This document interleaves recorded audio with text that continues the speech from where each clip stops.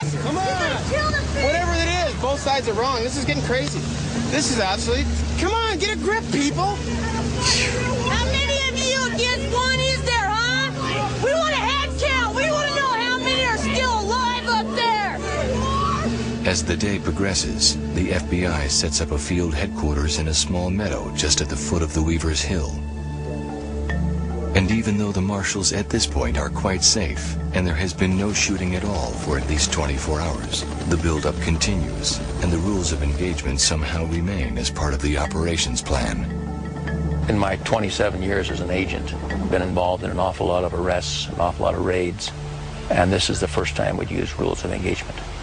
Dick Rogers said that any adult male with a weapon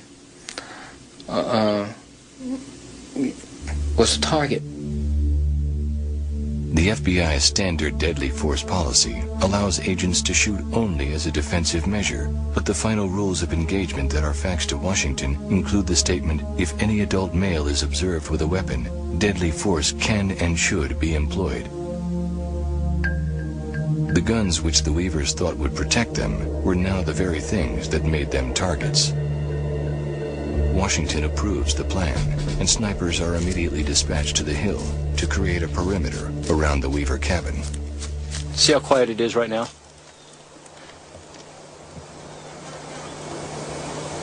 It's just the way it was.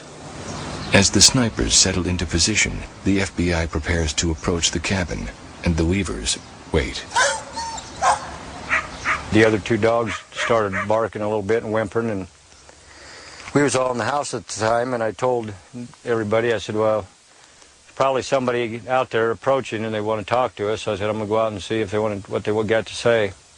Randy, his 16-year-old daughter Sarah, and Kevin Harris leave the cabin to see if anyone is there. Well, nobody wants to talk. It's apparent they don't want to talk to us, so I come walking from the outcropping over there. When no one responds, Randy goes to check the guest shed where Sam's body has been laying since the morning before. Come around the shed and I switched the rifle to my left hand, and there was a latch up about this high on the door that you had to turn to open the door. I was going to go in and see Sam again, and just as I grabbed that latch, somebody shot me through this shoulder. After hearing the gunshot, Vicki Weaver comes to the front of the house and calls for Randy and the kids to get inside. Sarah started pushing me, get in the house, and she was pushing me. Kevin come down off the rock outcropping and joined in behind us. And 1, 2, 3, we was all going like this to the house. As the three run for the cabin, the sniper holds his fire until they approach the door. Vicki was holding the door, standing right here holding the door. The door would have been right here. She's holding it like this with Elishaba. The bullet went through Vicki's head and killed her, and that same bullet went into Kevin's left arm and tore it up real bad, and then it split up. And the main bullet kept going in and lodged about that far from his heart. I didn't know where Mom was hit, but I knew something was wrong because she was down, and I just started, like, saying Mom and crying.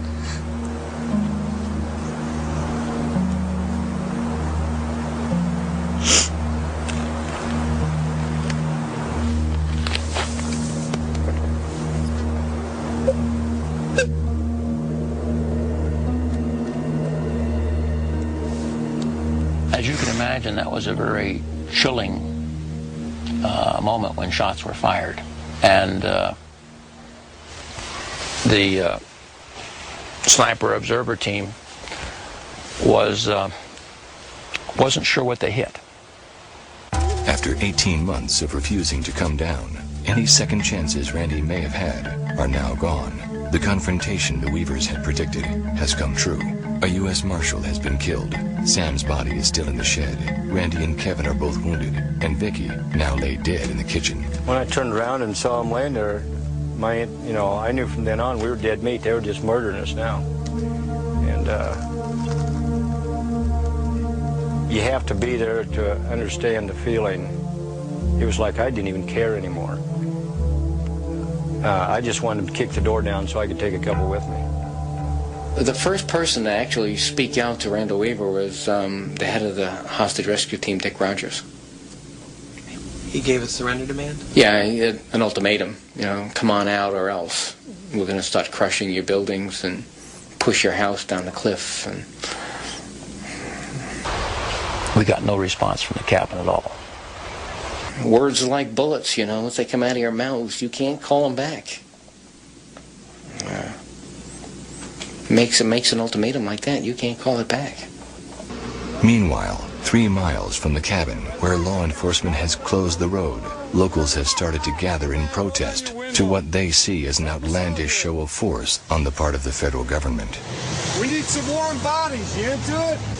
Yeah, they were real concerned. What's going on in my neighborhood? Why have all these armed men suddenly descended into my community? It's a shock. Yeah, you're all bad with all your guns. All your kids. But the people at the roadblock, as well as law enforcement, are still unaware of the tragedy that has just transpired on the ridge above. Randy Weaver has told friends all he wants is to be left alone. But with the sudden appearance of military hardware like this, his one-man stand against the law is suddenly taking on the appearance of a full-blown war. We need this for one man, his wife, and his kids in a cabin? On day 3 of the standoff, with more troops still arriving, earth-moving equipment is brought in to widen the roads and build a new bridge, allowing larger trucks and even more equipment up the mountain.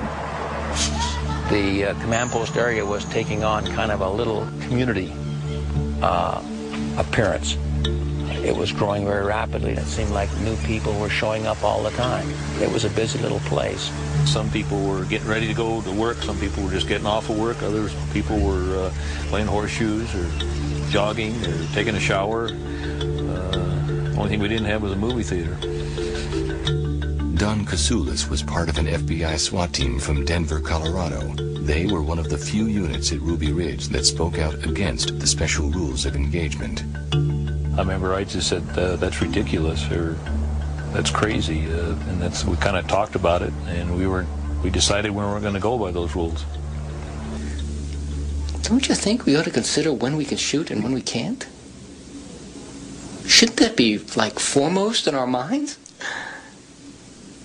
Apparently wasn't. The FBI uses a remote-controlled robot to place a phone near the Weaver's door. Speaking through the phone, the negotiations team attempts to establish a dialogue. And even though their initial attempts fail, to the negotiators, the situation is simple. As far as I'm concerned, it's an easy barricade sitting on top of a mountain. Why don't we just sit here and wait? Everything ran into one day for me. I don't remember night from day, and I just remember I took care of Elishba most of the time.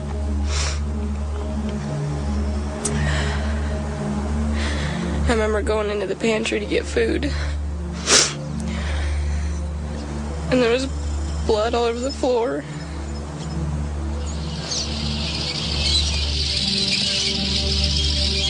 The next big thing we heard was tracked vehicle coming in the yard. And we heard a lot of scrunching and crashing, and while they were running over the woodshed, and I told the kids that, they're going to push the house over. That's what I thought they were going to do.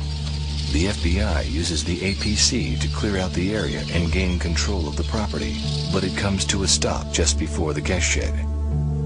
For some reason, one of the HRT guys just jumped out of the APC out the back and opened up this door. And that's when they discovered Sam's body. Sam's body had been lying in the shed for 2 days. At that point, the possibility that any of the Weavers might have been hurt had not even been considered. We had no information that he'd even been shot at. So these are all things that happen, and you can have all the control of things. You can control property, high ground, and everything. But people's minds. And we didn't know what they were thinking because we couldn't understand their losses. And that changed everything.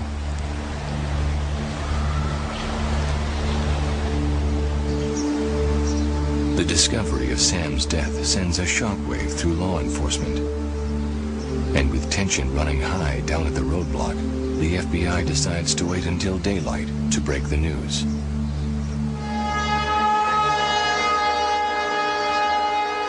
Federal officials have just announced Randy Weaver's 13-year-old son died during the initial shootout Friday. Protesters and neighbors are apparently not taking the news well.